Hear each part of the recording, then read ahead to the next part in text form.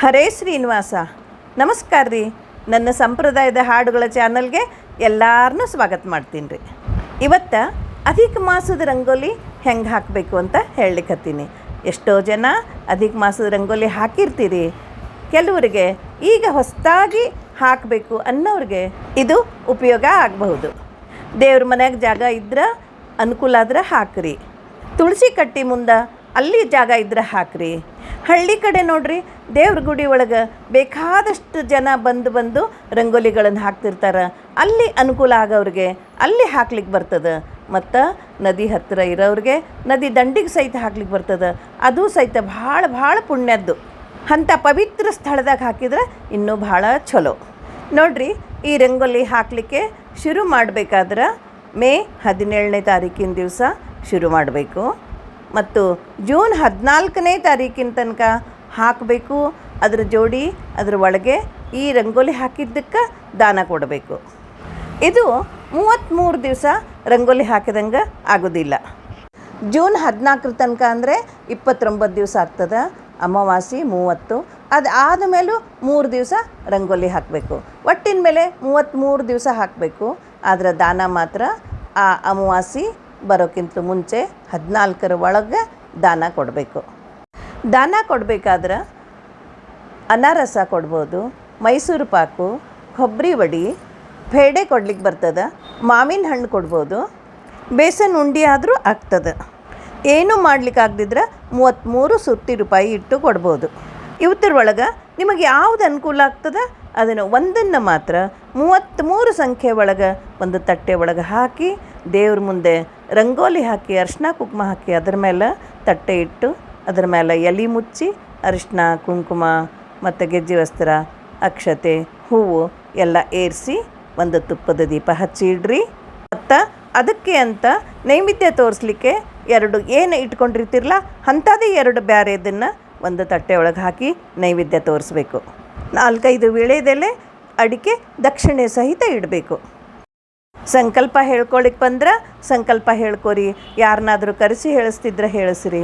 ಅಥವಾ ಆಮೇಲೆ ಇದನ್ನು ಸಂಕಲ್ಪ ಹೇಳ್ತೀನಿ, ಅದನ್ನು ನೋಡಿ ನೀವು ಹೇಳಿಕೊಂಡು ಪರಮಾತ್ಮನ ಪ್ರೀತ್ಯರ್ಥವಾಗಿ ಇದನ್ನು ನಾನು ಭಕ್ತಿಯಿಂದ ಪ್ರೀತಿಯಿಂದ ಕೊಡ್ಲಿಕ್ಕತ್ತೀನಿ ಅಂಥೇಳಿ ಬಲಗೈಲಿ ಅಕ್ಷತೆಯನ್ನು ಇಟ್ಕೊಂಡು ಎಡಗೈನಿಂದ ತೀರು ಸೌಟದಿಂದ ನೀರು ಹಾಕ್ಕೊಂಡು ಒಂದು ತಟ್ಟೆಗೆ ಬಿಡ್ರಿ. ಯಾರಿಗೆ ಕೊಡ್ತೀರಂತ ಅದನ್ನು ಮನಸ್ಸಿನಲ್ಲಿ ಇಟ್ಕೊಳ್ರಿ. ಈಗ ನೋಡ್ರಿ, ಯಾರಿಗೆ ರಂಗೋಲಿ ಹಾಕ್ಬೇಕಂತಿರ್ತದ ಅವರು ಮುಂಜಾನೆ ಏನು ನಾಷ್ಟ ಅದು ಏನು ಮಾಡದೆ ಸ್ನಾನ ಮಾಡಿ ಶುಭ್ರವಾದ ಬಟ್ಟೆ ಉಟ್ಕೊಂಡು ನೀವು ಎಲ್ಲಿ ರಂಗೋಲಿ ಹಾಕಬೇಕಂತ ಮಾಡ್ಕೊಂಡಿರ್ತೀರಿ ಅಲ್ಲಿ ಸ್ವಚ್ಛವಾಗಿ ಒದ್ದೆ ಬಟ್ಟೆಯಿಂದ ಒರೆಸಿ ಅಲ್ಲಿ ರಂಗೋಲಿ ಹಾಕೋದಕ್ಕೆ ಪ್ರಾರಂಭ ಮಾಡಿರಿ.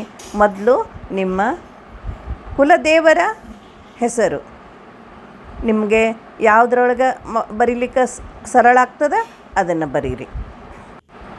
ಕುಲದೇವರ ಹೆಸರು ಆದಮೇಲೆ ಮಾವಿನ ಎಲೆ ಆಕಾರನಂಗೆ ಮಾಡಿರಿ. ಯಾರ್ಯಾರಿಗೆ ಯಾವ ರೀತಿ ಡಿಸೈನ್ದಂಗೆ ಬರ್ತದೆ ಹಂಗೆ ಮಾವಿನ ಎಲೆ ಆಕಾರ ಮಾಡಿರಿ. ಈ ರಂಗೋಲಿ ಹಾಕಬೇಕಾದ್ರೆ ಕೆಲವರು ಮಡಿಲೆ ಹಾಕ್ತಾರೆ, ಕೆಲವರು ಸ್ನಾನ ಮಾಡಿ ಹಾಕಿದರೂ ಸಾಕು. ಅವ್ರಿಗೆ ಹೆಂಗೆ ಆಗ್ತದೆ ಆ ರೀತಿ ಹಾಕಿ ಭಕ್ತಿಯಿಂದ ಹಾಕ್ರಿ ಅಷ್ಟೇ.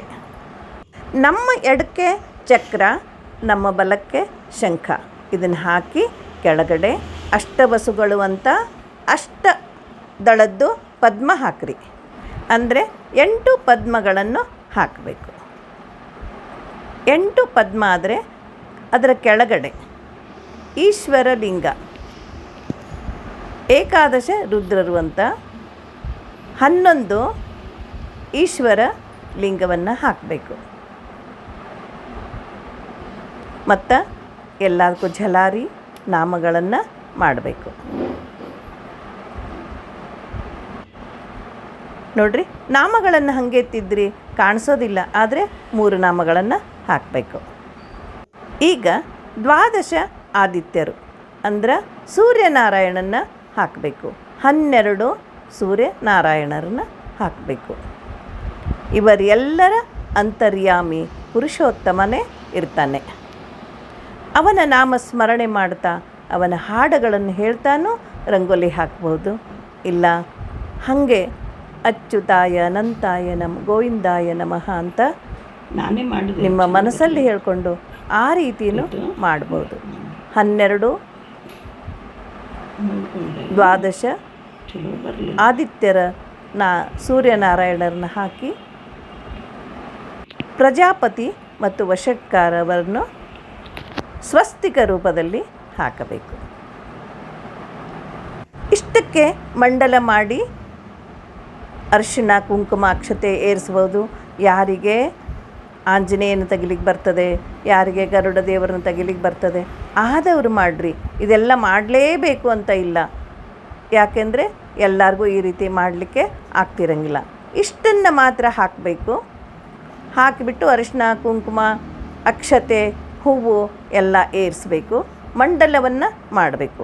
ಮಂಡಲ ಅಂದ್ರೆ ನೋಡಿರಿ, ಲಾಸ್ಟಿಗೆ ನಾನೊಂದು ಹಾಕ್ತೀನಿ ನೋಡಿರಿ.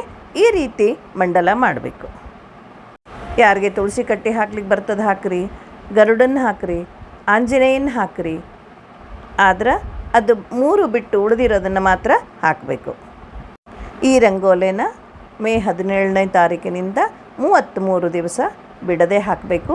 ಮಧ್ಯದೊಳಗೆ ಯಾರಿಗೆ ಅನಾನುಕೂಲ ಬಂದ್ರೆ ಅದನ್ನು 2 ದಿವಸದಂಗೆ ಹಾಕಿ ಒಟ್ಟಿನ ಮೇಲೆ 33 ದಿವಸಗಳನ್ನು ಪೂರ್ತಿ ಮಾಡಬೇಕು. ಅಧಿಕ ಮಾಸನಾಗ ದಿನಾ ರಂಗೋಲಿ ಹಾಕಿದಾಗ ರಂಗೋಲಿ ಹಾಕಿ ಮತ್ತು ಅದಕ್ಕೆ ಏನಾದರೂ ನೈವೇದ್ಯ ತೋರಿಸಿ ಒಂದು ತುಪ್ಪದ ದೀಪ ಹಚ್ಚಬೇಕು. ತುಪ್ಪದ ದೀಪ ಬೆಳಗಬೇಕು.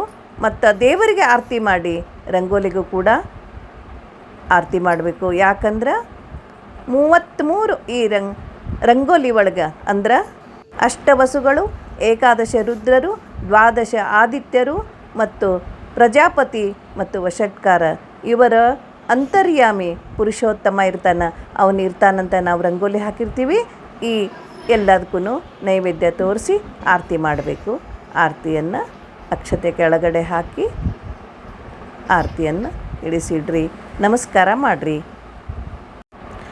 ಪ್ರದಕ್ಷಿಣೆ ನಮಸ್ಕಾರ ಮಾಡಿ ಅಕ್ಷತೆಯನ್ನು ದೇವರಿಗೂ ಮತ್ತು ರಂಗೋಲಿಗೂ ಹಾಕಿರಿ. ಈ ಎಲ್ಲವನ್ನೂ ಪುರುಷೋತ್ತಮ ನಮ್ಮೊಳಗೆ ನಿಂತು ಇದನ್ನು ಪೂರೈಸ್ತಾ ಇದ್ದಾನಂತ ಹೇಳಿ ನಾವು ಮನಸ್ಸಿನಾಗ ಅಂದ್ಕೊಂಡು ಹೀಗೆ ಇದನ್ನು ನಡೆಸು ಭಗವಂತ ಅಂತ ಅವನಿಂದ ಆಶೀರ್ವಾದ ಕೇಳಬೇಕು. ಸರ್ವಂ ಭಾರತೀ ರಮಣ ಮುಖ್ಯ ಪ್ರಾಣ ಅಂತರ್ಗತ ಶ್ರೀ ಕೃಷ್ಣಾರ್ಪಣಮಸ್ತು.